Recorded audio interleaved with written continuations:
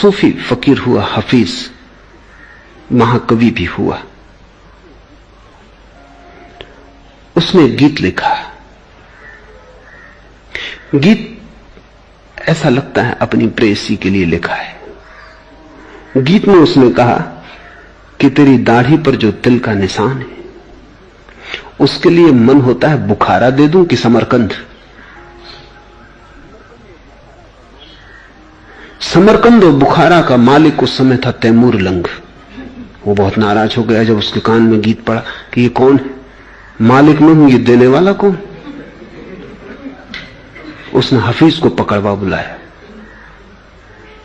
उसने कहा कि हद हो गई। पहली तो बात ये कि किसी स्त्री के दाढ़ी पर तिल है, ये इस योग्य नहीं कि तुम बुखारा और समरकंद दे दो।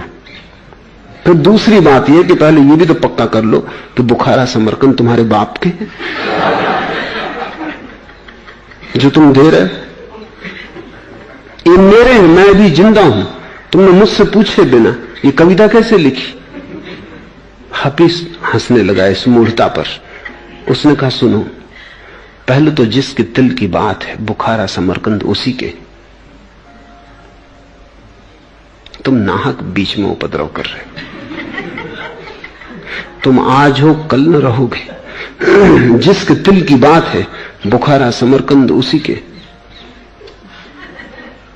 वो तो परमात्मा की बात कर रहा है। सूफी फकीर परमात्मा को प्रेयसी के रूप में बात करते। और फिर दूसरी बात, उसी की चीज उसी को लौटा देने में क्या लगता।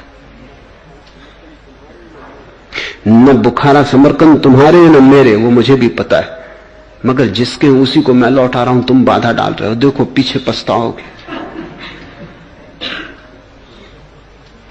और हफीज ने कहा सुनो, मैं गरीब आदमी हूं लेकिन मेरा दिल तो देखो। कुछ मेरे पास नहीं, बुखारा समरकंद दे दी। तुम्हारे पास सब है, अपनी कृपणता तो देखो। हफीज की ऐसी बात सुन के कहते हैं तैमूर लंग भी हंसने लगा, अन्यथा वो हंसने वाला आदमी ना था।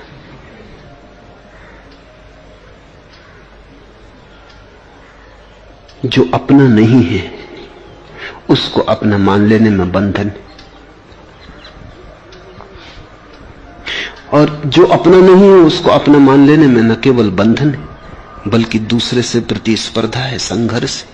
सारे जगत की कलह यही तो है कि यहां सभी ने चीजों को अपना मान रखा है जो उनकी नहीं।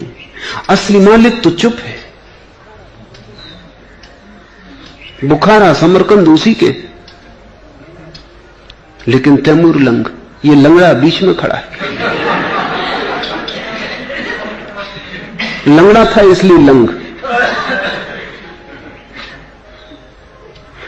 लंगड़ा है लेकिन सारी दुनिया पे कब्जे की आकांक्षा है। सभी लंगड़ों की यही आकांक्षा है। ये परमात्मा की चीज भी परमात्मा को देने में इसको कष्ट हो रहा है। देना भी कहां है, उसकी ही है। ये तो एक बात थी, कहने का एक ढंग था, एक लहजा था। जैसे जैसे तुम्हारा होश बढ़ेगा तुम्हें लगेगा अपना कुछ भी नहीं है, अपने सिवाय अपना कुछ भी नहीं है। और आखिर में तुम पाओगे कि वो जो अपना है वो भी अपना नहीं है, वो भी परमात्मा का। तब प्रज्ञा,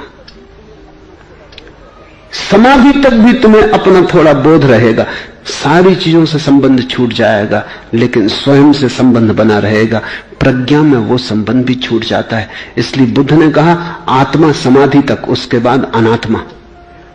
अत्ता समाधि तक कि तुम हो, फिर एक ऐसी भी घड़ी आती जहां तुम भी नहीं हो, बूंद सागर में गिर गई।